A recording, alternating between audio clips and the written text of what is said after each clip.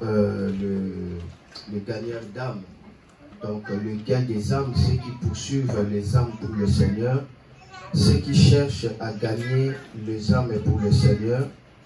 Et le dimanche passé, nous avons donné des bénéfices qui accompagnent le gagneur d'âme. C'était vraiment très important de découvrir qu'il y a beaucoup de bénéfices.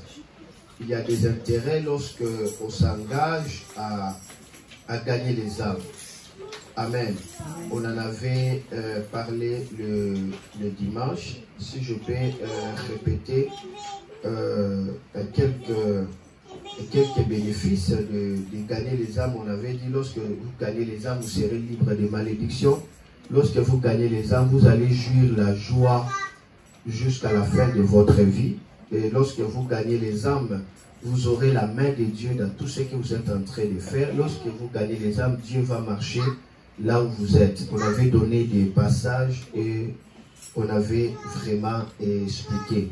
Et aujourd'hui, on va toucher un autre point, ça serait le principe d'un bon gagneur d'âme. Il y a des principes pour être un bon gagneur d'âme. C'est ce que nous allons voir tout à l'heure, le principe pour un bon gagneur d'âme. Et les principes-là sont des principes simples, mais qui a pour but de nous rendre des bons gagneurs d'âme, afin que nous puissions gagner les âmes pour notre Seigneur Jésus-Christ. Mais n'oubliez jamais, il n'y a pas une autre chose qui peut donner la gloire au nom de notre Seigneur Jésus-Christ lorsque nous ne gagnons pas les âmes. Il n'y a pas une chose comparable par rapport aux âmes que nous gagnons pour le Seigneur. Voilà pourquoi la Bible dit, lorsque une âme est gagnée, le ciel va faire quoi? Le ciel va organiser toute une fête par rapport à cela.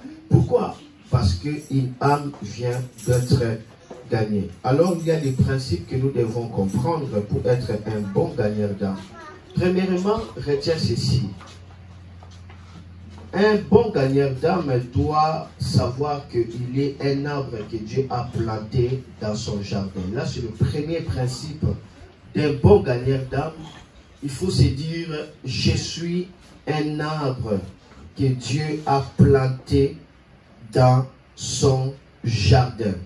C'est important de retenir que vous êtes un arbre que Dieu a planté dans son jardin. Et le jardin de Dieu, c'est l'Église. Dieu nous a choisis pour porter le fruit dans son jardin. Son jardin, c'est l'Église. Rappelez-vous que Dieu avait créé le monde et il y avait des forêts, il y avait des arbres partout. Vous voyez, il y avait des animaux partout. Mais la Bible dit Dieu avait planté. Il y a la différence entre créer et planter. Dieu avait dit qu'il y eut les arbres, qu'il y eut les animaux. Il a créé. Mais lorsqu'il a tout fini, la Bible dit Dieu a planté un jardin en Orient. Il a planté un jardin en Orient. Donc, le jardin que Dieu avait planté, pourquoi Dieu a eu soin de planter ce jardin-là? Et Dieu va dire à l'homme d'entretenir bien ce jardin-là. Pourquoi? Parce que bien que Dieu avait créé l'univers, a créé de l'or, a créé toutes choses, mais son cœur n'était pas là. Son cœur était dans son jardin. Le jardin que Dieu a planté de ses propres mains. Il y a deux choses que Dieu a fait de ses propres mains, ou deux dimensions. D'abord, l'homme. L'homme, Dieu s'est rabaissé à la poussière pour former l'homme. Dieu a fait l'homme par ses propres mains. C'est le signe de l'attention de Dieu, l'amour de Dieu. Il a fait l'homme, il a fait la femme de ses propres mains. Et deuxième dimension que Dieu a fait de ses propres mains, c'est le jardin. La Bible dit, il a planté un jardin. Donc Dieu devient un jardinier. Il a planté un jardin où? En Éden. Pourquoi Dieu va planter un jardin en Éden?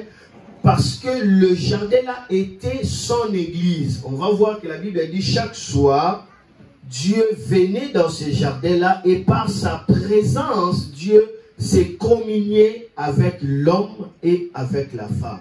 Vous voyez, c'était le lieu de l'amitié entre l'homme et Dieu. C'était le lieu de plaisir entre l'homme et Dieu. C'était le lieu de la communion, de l'amour entre l'homme et Dieu. C'est cela en fait l'Église.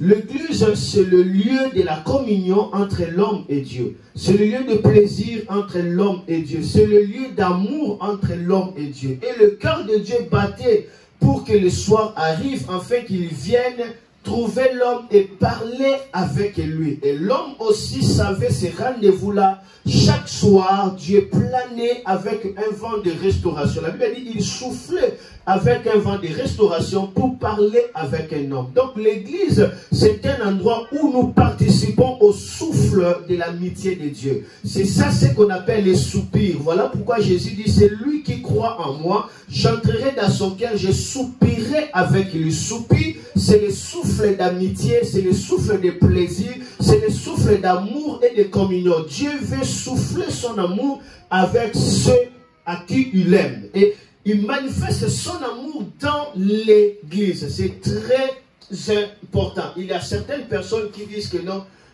l'église c'est mon cœur. Non et archi faux. L'église n'a jamais été le cœur d'un homme. Jamais. Amen. L'église, Jésus avait prononcé l'église lorsque Pierre a révélé qu'il est le Messie. Jésus dit, je bâtirai mon église. En grec, on parle mon ecclésia. Cela veut dire l'ensemble de mon peuple. L'église, c'est l'ensemble des saints. Donc, s'il n'y a pas l'ensemble des hommes, il n'y a pas d'église. Pour parler de l'église, il faut que les gens se retrouvent physiquement dans un endroit. C'est cela qu'on appelle l'église. Nous savons que tout enfant de Dieu se retrouve spirituellement ensemble, mais il faut aussi se retrouver physiquement ensemble. C'est cela l'église. Voilà pourquoi Jésus-Christ va parler de l'église locale dans le livre d'Apocalypse. Commencez le verset 1, 2, 3, 4. Il est en train de parler. La Bible dit, il parle à l'église d'Éphèse, il parle à l'église de Laodicée, l'église de Sartune, il parle à l'église de Philadelphie. C'était des églises locales. Donc, pour dire que sortir hors de l'église locale, c'est contre la volonté de Dieu.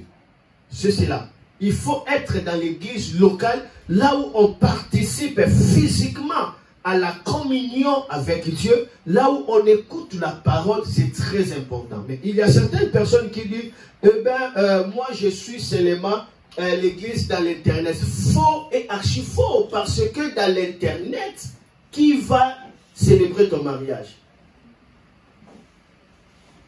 Qui? Dans l'internet, maintenant, dès que tu seras éprouvé, quel est le pasteur qui sera là pour faire le culte pendant que vous êtes éprouvé? Qui va venir faire ce culte-là? Qui? L'enfant est né. Quel est ce pasteur-là qui va prendre l'enfant pour le présenter à Dieu? Parce que ce sont des principes du royaume, on ne peut pas s'en passer.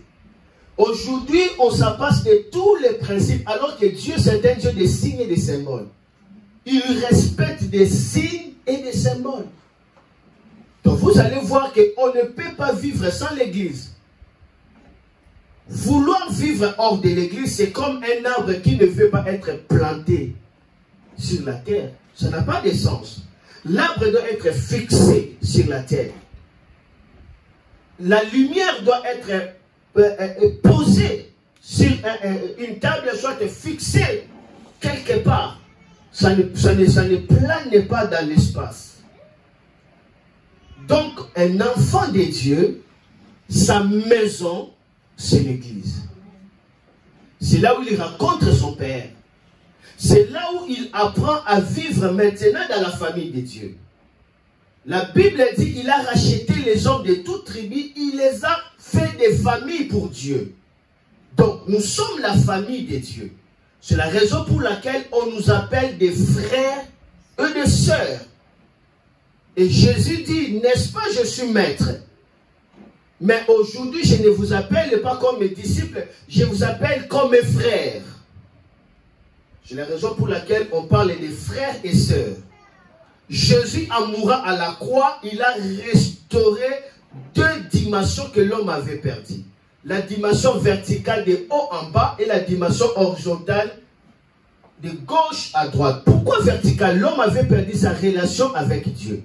À la mort, à la croix, l'homme trouve la relation avec Dieu. Il devient fils de Dieu et Dieu devient son Père. Voilà pourquoi, mourant à la croix, Jésus qui a toujours appelé Dieu Père, il n'a jamais appelé Dieu Dieu. Mais à la croix, c'est pour la première fois que Jésus va appeler son Père Dieu. C'est incroyable. Il dit, mon Dieu, pourquoi m'as-tu abandonné? Il appelle son Père Dieu pour la première fois à la croix. Pourquoi? Pour que nous puissions entrer dans la filiation et que Dieu ne soit pas Dieu, devient un Père pour nous. Dieu qui devient un Père, c'est un miracle extraordinaire. Le diable ne peut pas comprendre ça. Comment est-ce que le Dieu créateur devient ton Père et toi tu deviens son fils? Voilà, à la croix, Jésus va appeler son Père Dieu pour que toi tu puisses appeler son Dieu ton Père. Afin que Dieu ne soit pas Dieu, il devient Père pour toi. Voilà pourquoi il prophétisait, il disait, lorsque vous priez, il disait, notre Père qui est aux cieux. Mais le Père, c'est la maison. Le Père, c'est la maison. Voilà pourquoi la Bible dit, il est doux et agréable aux frères d'être où? Ensemble. Le mot ensemble, c'est ecclésia. Amen. Dans le même endroit. C'est là où Dieu verse quoi? La bénédiction. Pour croître, vous avez besoin de l'Église. L'Église vous permettra de croître en caractère et en amour. Si vous quittez l'église, vous êtes devant votre ordinateur, vous ne croîtrez pas, vous ne croîtrez pas en amour. Pourquoi? Parce que vous avez rompu la communion, quoi? Fraternelle. Est-ce que nous avons compris? Amen. C'est cela. Donc, le principe d'un bon gagnant d'âme doit savoir, je suis un jardin que Dieu a planté. Je suis, disons, un arbre que Dieu a planté où? Dans son jardin. Le jardin de Dieu, c'est l'église. Rappelez-vous, l'homme était là. Il y avait la terre, mais il y avait un jardin. Et l'homme devait être là dans le jardin. Et Dieu devait les rencontrer où dans les jardins. Les jours où l'homme a quitté ce jardin, l'homme était toujours dans les jardins, mais ce n'était pas dans les jardins de l'église où Dieu les rencontrait. C'est pourquoi Dieu va les dire, il commence à les chercher. Adam, tu es où? Cela ne veut pas dire que Dieu n'avait pas vu Adam. Mais non, Dieu voyait Adam. Mais Dieu voulait tout simplement dire à Adam, tu es où? Parce que ce n'est pas ton endroit. Ce n'est pas ta place là où je te rencontre. Alléluia. Amen. L'adresse de Dieu, c'est l'église. La maison de Dieu, c'est l'église. Et le cœur de Dieu, ça se trouve où? Dans l'église. C'est à cause de cela que Jésus-Christ a versé son sang. Pour que cette église devienne son épouse pour lui. C'est pourquoi la Bible dit, Marie, aimez vos femmes comme Christ a aimé son église. Donc on présente l'église comme la femme de Christ. C'est fort, hein? Alléluia. Amen. Alléluia. C'est très fort l'église. Tu es un arbre que Dieu a planté dans son jardin. Son jardin, c'est l'église et Dieu veut te voir porter des fruits dans son jardin. Donc, dans l'église, nous sommes appelés à porter quoi? Des fruits. Quels sont les fruits que nous allons porter? C'est gagner les âmes pour Christ. Parce qu'il n'y a que le salut des âmes qui fera en sorte que le ciel organise une fête plutôt. Il n'y a que le salut des âmes qui préoccupe l'attention de Dieu. Chaque âme que vous voyez a coûté le sang précieux de qui? De Jésus. Est-ce que je peux avancer? Amen. Jésus, c'est le jardinier. On va voir lors de sa résurrection. La Bible dit, Marie de Magdala a vu un jardinier. Il a vu un jardinier et il s'approche de ce jardinier pour dire, je n'ai pas vu mon Seigneur Jésus. Où est mon Seigneur Jésus? Il ne savait pas que ce jardinier-là, c'était Jésus. Jésus était vraiment habillé à un jardinier et il avait même la hache en train de labourer. Marie dit, jardinier, où est le Seigneur Jésus? Alors lorsque maintenant les jardiniers l'appellent Myriam, et Marie le regarde, c'était son Seigneur, il a voulu directement l'embrasser. Jésus est toujours dans les jardins. Il était mort dans les jardins et il est ressuscité dans les jardins. Il reviendra dans les jardins. Comprends qu'un enfant de Dieu, tu es un arbre dans les jardins de Dieu. Tu es appelé à porter le fruit à chaque saison. Tu es mis à part. Comme les jardins d'Éden étaient dans le monde, mais ces jardins n'étaient pas dans le monde.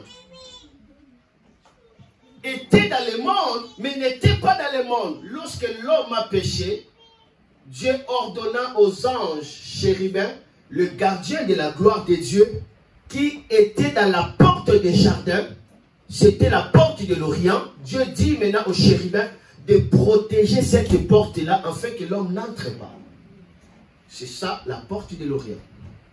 La porte qui nous amène au jardin. La porte qui nous amène à la gloire. La porte qui nous amène à la communion avec Dieu. Et lorsque Jésus a résolu le problème de l'homme, maintenant la porte est ouverte. Il lui dit, c'est lui qui entre par moi, je lui donnerai l'arbre de la vie. Que l'homme avait loupé de manger ça. Parce que Jésus va enlever d'abord le fruit de la mort, de connaissance des biens de la mort, par son pardon. Quand on reçoit Jésus, cet arbre-là s'éloigne de toi. Parce que tout homme naît avec ce fruit-là. C'est dans le sang. Ça devient le péché du sang. Il faut que l'agneau de Dieu ôte ce péché-là pour que tu manges l'arbre de la vie et que tu ne meurs pas. Donc ceux qui viennent à Jésus reçoivent le pardon de Dieu qui est dans son sang. Et maintenant, ils mangent l'arbre de la vie pour devenir éternel afin qu'ils n'entrent pas dans l'enfer. Mais tout cela, c'est par rapport à l'église que nous grandissons en amour, que nous grandissons en communion, que nous grandissons dans les caractères de Dieu. Je suis un arbre que Dieu a planté dans son jardin. Et le jardin de Dieu, c'est l'église. Dieu nous a choisis pour faire quoi? Pour porter le fruit. Jean chapitre 15, le verset 5, 8. Jean 15, 8, la Bible dit ceci. Si vous portez beaucoup de fruits, c'est ainsi que mon Père sera glorifié et que vous serez mes disciples. Si vous portez beaucoup de fruits, c'est ainsi que mon Père sera glorifié. Qu'est-ce qui fait que ton Père céleste soit glorifié? C'est quoi glorifier? C'est être élevé en gloire. Ma chère, mon frère, Dieu est glorifié par lui-même. Mais il n'est pas glorifié à travers tout le monde. La gloire de Dieu par lui-même ne change pas le monde. La gloire de Dieu par lui-même ne menace pas Satan. Mais lorsque la gloire de Dieu commence à se révéler à cause d'une personne, le monde commence à être changé. Dieu est omnipotent, sa toute puissance ne changera rien. Mais quand sa toute puissance commence à se révéler à travers un homme, alors le monde commence à être touché. La Bible dit, si vous portez le fruit, votre Père sera glorifié par vous. Oh, je veux que mon Père soit glorifié à travers moi. Je veux que le monde voie l'amour de Dieu à travers moi. Je veux que le monde voie la faveur de Dieu à travers moi. Voilà pourquoi la Bible dit, le monde soupire dans l'agonie, parce qu'il veut voir la révélation des enfants de Dieu. Quand un enfant de Dieu est révélé, le monde est béni. Et nous serons révélés en portant beaucoup de fruits. Amen. Ta révélation, c'est la glorification de Dieu. Ta révélation, c'est la manifestation de Dieu. Amen. Ta révélation, c'est la gloire de Dieu dans ta vie. Amen. Laisse Dieu soit révélé à travers toi. Laisse Dieu passe à travers tes yeux pour regarder les hommes avec miséricorde.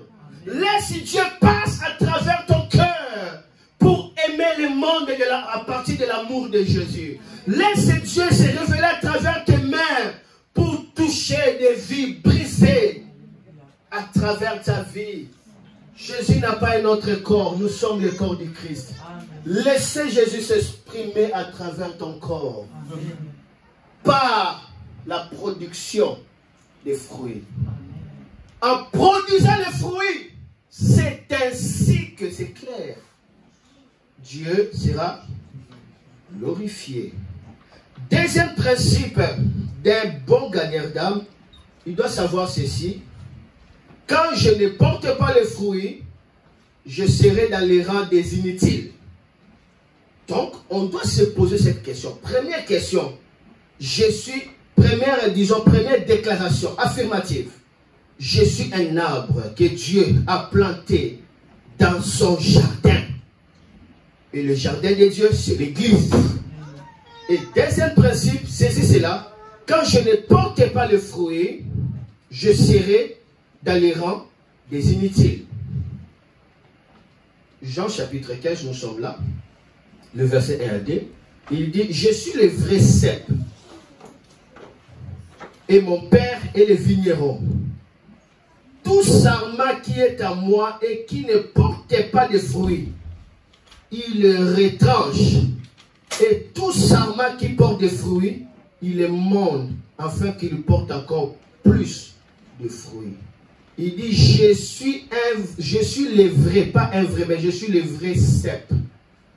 Et mon père est le vigneron, c'est lui qui vient prendre des vignes. C'est lui qui cueille des vignes, on l'appelle vigneron. C'est lui qui travaille dans le jardin de vignes.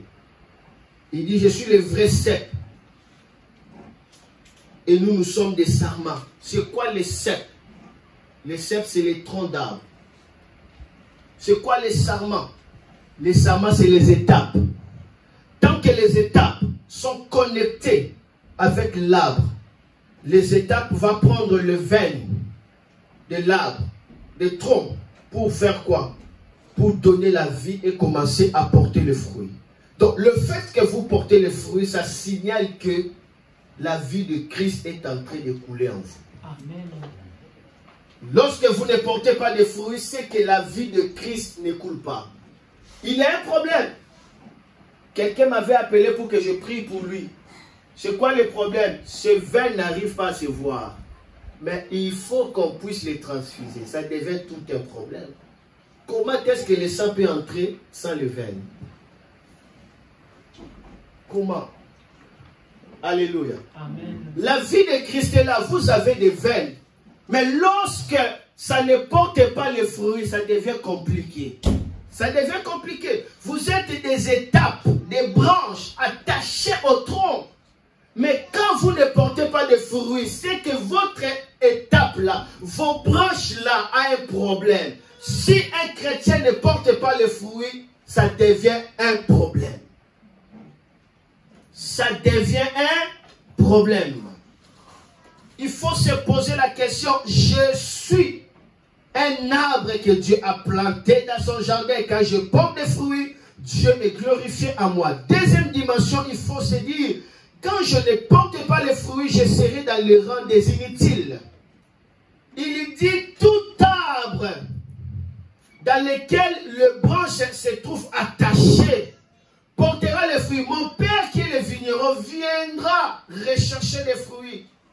Et quand il trouve des fruits, il émonde encore ces étapes-là pour porter encore les fruits. Amen. Donc Dieu prend plus de soin à ceux qui portent des fruits. Amen. Ceux qui portent des fruits suscitent l'attention de Dieu. Oh, là, le Dieu a plusieurs agendas à faire. Dieu ne gaspille pas son temps. C'est un grand économiste. Dieu, c'est un homme d'affaires. Le Dieu du ciel, c'est un homme d'affaires. Il dit, et lorsque les sarments ne portent pas les fruits, Jésus dit, on va les couper. Mon Père qui est le vigneron les coupera. Mais quand il porte les fruits, mon Père commence à l'immonder. C'est coiffer bien l'arbre, le positionner encore, mettre encore des fumiers. Voilà pourquoi Jésus dit, c'est lui qui en a, on le donnera encore plus. Amen. Mais celui qui n'en a pas, on va encore la ravir, ce qu'il a lavé. Plus vous portez les fruits, plus la faveur de Dieu se pointera sur vous. Quand on ne porte pas les fruits, on se ferme le ciel. On dira, Seigneur, mais qu'est-ce qui se passe? Nous sommes que deux. Et dans ces deux-là, un encore est parti, il partira. Jusqu'à ce que tu resteras seul. Parce que c'est le principe de Dieu. Portant les fruits, Dieu te rend encore fécond. À ne pas porter les fruits, Dieu te retranche. D'où refusez la stérilité spirituelle. Refusez d'être inutile dans le royaume de Dieu. Ne donnez pas des excuses. Soyez engagés pour le royaume de Dieu. C'est un principe et Jésus ne changera pas la Bible à cause de toi et à cause de moi. Il dit très clairement, nous sommes attachés à lui. Nous devons porter les fruits. Si nous sommes attachés, c'est pour porter les fruits. Et si nous portons les fruits, il va encore nous émonder. Et quand nous ne portons pas les fruits, nous sommes inutiles. Il va nous retrancher. Est-ce que je peux encore répéter ces passages? Amen. Est-ce que la parole d'aujourd'hui est en train de faire du bien à une personne? Amen. Quelqu'un est éclairé par cette lumière. Amen. Je suis le vrai cep. Il dit, moi je suis le vrai cep. Je suis le vrai tronc. Je ne suis pas un tronc, mais je suis le tronc. Ça veut dire nulle part ailleurs. Il rassure. Donc être avec moi, c'est avoir 100% de chances de porter les fruits. Mais si vous ne portez pas de fruits, c'est que c'est vous qui ne voulez pas porter les fruits. Ce n'est pas lui. Parce qu'il dit très clairement, parce que c'est le cep qui donne le vin, n'est-ce pas? La sève, n'est-ce pas? C'est le cep. Il dit, je suis le vrai cep. Et mon père est le vigneron. Tout sarment qui est attaché à moi, tout sarment qui est en moi et qui ne porte pas de fruits, il le retranchera. Qui va le retrancher? Son père. Et tout sarment qui porte du fruit, il le monde afin qu'il lui porte encore plus de fruits. Qui le fera? Ce n'est pas Jésus. C'est Jésus qui était mort pour toi, pas son père. Pas son père. Son père, lui, il veut avoir des fruits. Un point, un trait. C'est tout. C'est tout. Jésus vous aide à porter les fruits. Mais son père, lui, sait qu'il veut. Quoi? Le fruit. Parce que son fils est le vrai cep. En lui, vous devez porter les fruits. Et si vous ne portez pas les fruits, son père dira, oh, regarde cet homme, regarde cette femme, il est en train de gaspiller le sang de Jésus. Il ne connaît pas la valeur du sang de Jésus. Il a peur de gagner les âmes. Il a tellement honte. Alors que le monde est rempli de publicités. On donne des publicités pour des produits de beauté. On donne des publicités pour ceci, cela. Des publicités, des publicités, des publicités, des publicités. Les femmes se déshabillent jour et nuit à TikTok. Tout ce qu'ils font, c'est la sexualité, l'impudicité. Là, ils n'ont pas honte. Mais quand on veut parler de Jésus, comment est-ce qu'on peut avoir honte? C'est refuser tout simplement de porter les fruits. Et son Père va vous retrancher. Est-ce qu'il va vous tuer? Non. Il va juste vous déconnecter de sa présence tangible. Et vous êtes sec. Vous ne manifesterez pas la gloire de Dieu en tant qu'un enfant de Dieu. Vous serez un enfant de Dieu, mais en vous regardant comme ça, vous ne reflétez pas votre Père. Parce que la gloire n'est pas là. Le Père va retirer. Regardez un autre verset. Luc chapitre 13, le verset 6 à 9.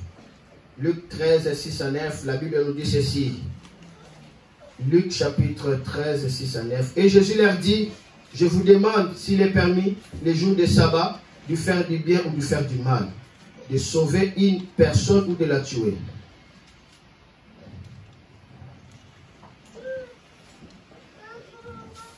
Commençons le verset, là j'ai lu 9. Commençons le verset 6. Commençons le verset 6. Là j'avais lu Luc 6. Je dis Luc 13, n'est-ce pas?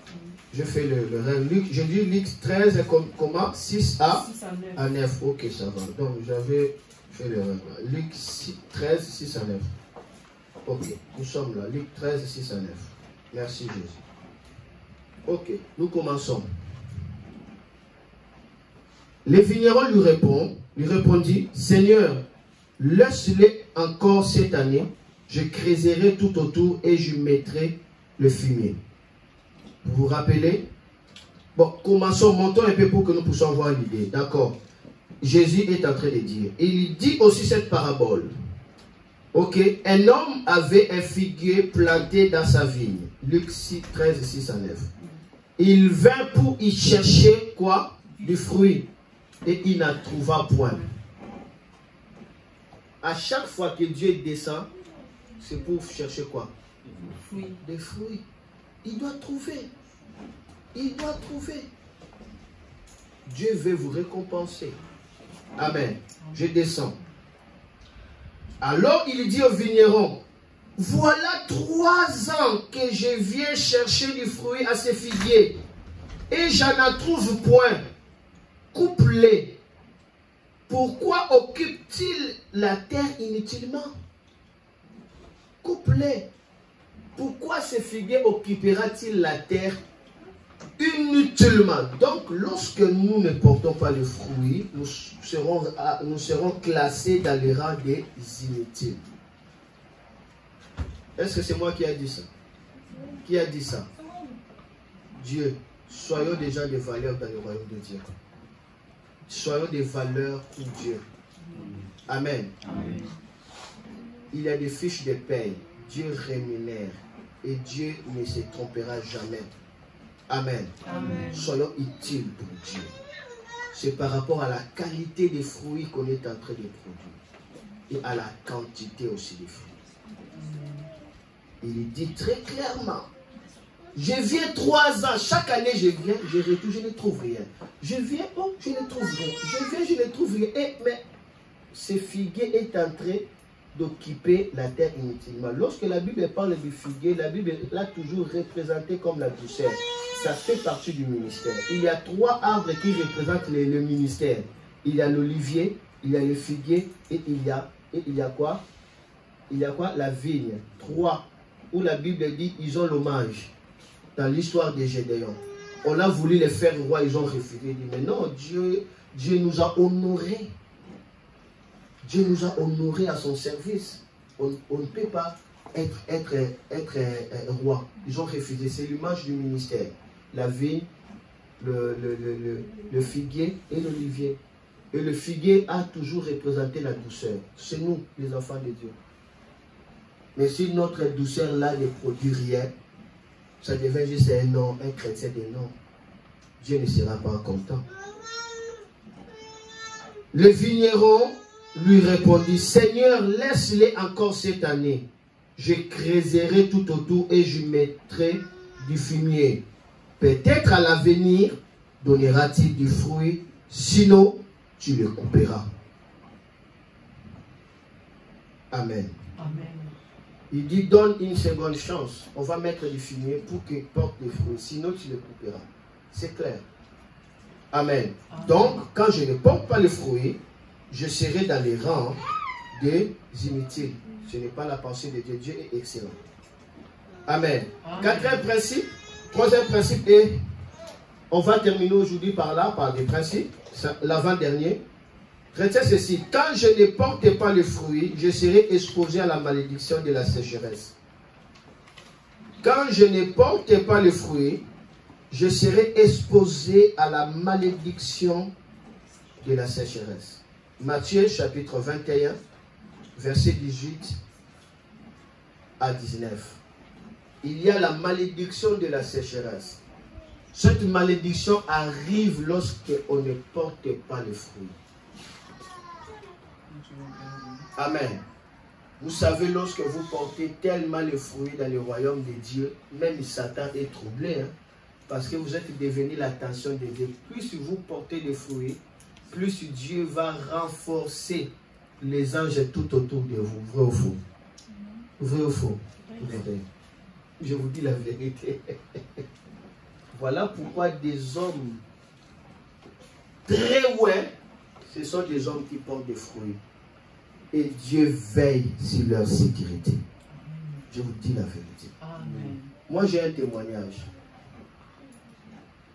C'était en 2003. J'ai un témoignage en 2003.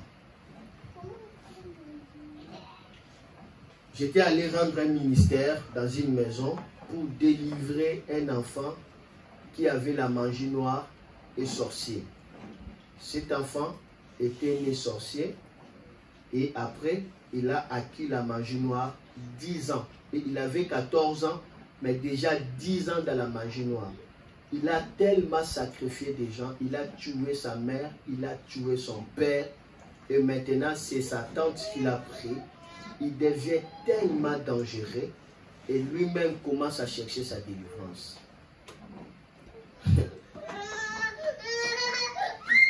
Alors maintenant, moi je suis allé rendre un ministère.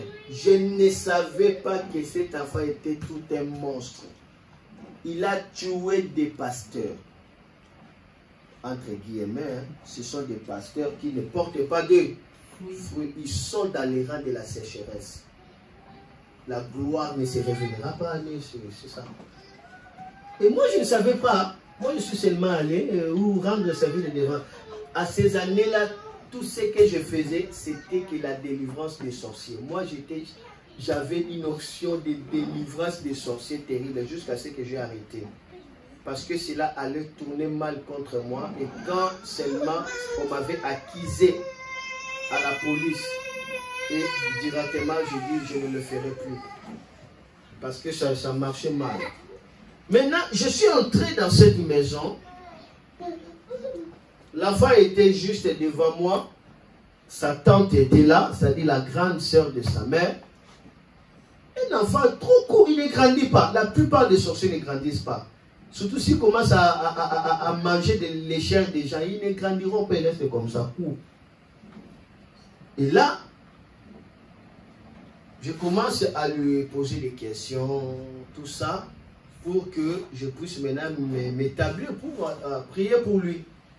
Or, en lui faisant comme ça, lui est en train déjà de vouloir m'attaquer. Mais je suis en train de parler avec l'enfant.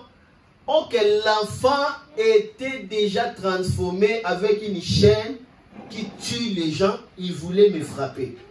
Là, c'est son témoignage. Moi, je ne savais pas. D'un coup, c'est lui qui va dire ça. Il fait son chaîne, il roule comme ça. Pourquoi? Parce que le démon, bien que lui-même voulait la délivrance, mais le démon là, en me voyant, il dit que non, donc toi tu viens nous provoquer. C'est pourquoi il faut respecter les pasteurs. Il faut les respecter. Ils payent un prix incroyable. Peut-être vous ne le savez pas. Un homme de Dieu, il prie pour toi. Mais toi tu as des conflits avec des puissances des ténèbres. Et lui, il vient, il prie, tu es délivré. Directement, tous ces démons-là trouvent que maintenant, qui est notre ennemi? Qui nous a provoqués? Ils feront la guerre à ces pasteurs-là. Ils feront la guerre à ces pasteurs-là. C'est la raison pour laquelle on va voir même dans la délivrance, nous-mêmes la délivrance, les démons nous ont dit, non, je vais te tuer. Tu as quitté l'Europe, tu viens ici pour entrer dans des affaires qui ne te concernent pas. Je vais te tuer. J'ai eu peur. C'était une délivrance d'un homme là que j'avais fait lorsque j'étais parti. J'ai eu peur. Il a cité mon nom. Je vais te tuer. Tu quittes l'Europe, tu viens ici pour nous déranger. Est-ce que toi tu sais la cause de cette histoire? Directement, je l'ai laissé directement. Je suis allé un peu loin.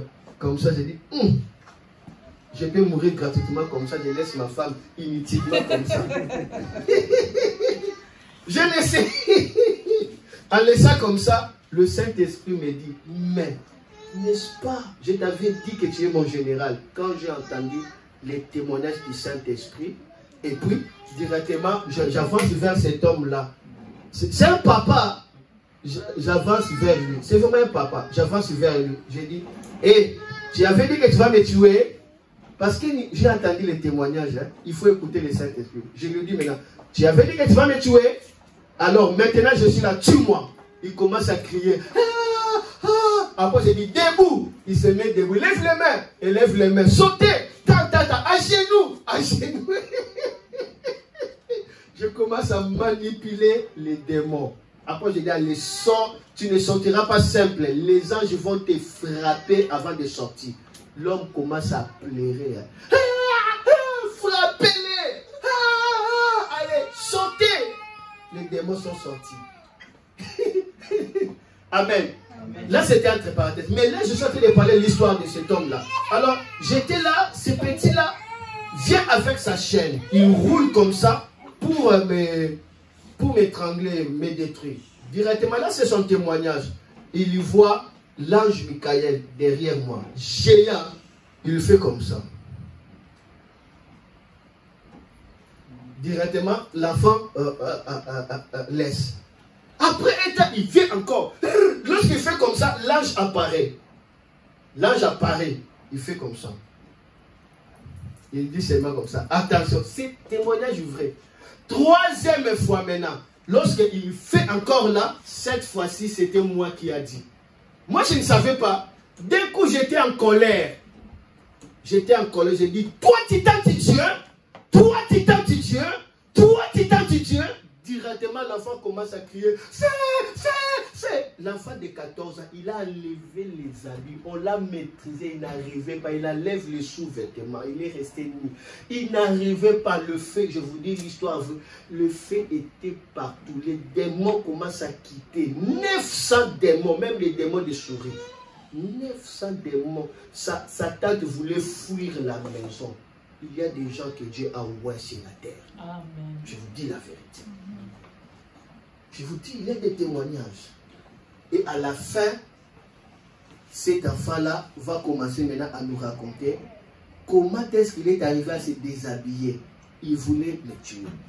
Moi, c'est pourquoi un homme de Dieu, parfois, c'est bien d'être dans la colère. La colère sainte, c'est important. Tu ne sais pas qu'est-ce qui est en train de passer dans le monde spirituel. Alléluia. Il y a des colères révélées par Dieu. Amen. Ça vient pour attaquer une force directement pour que tu rentres normalement. C'est un esprit qui vient dompter, combattre.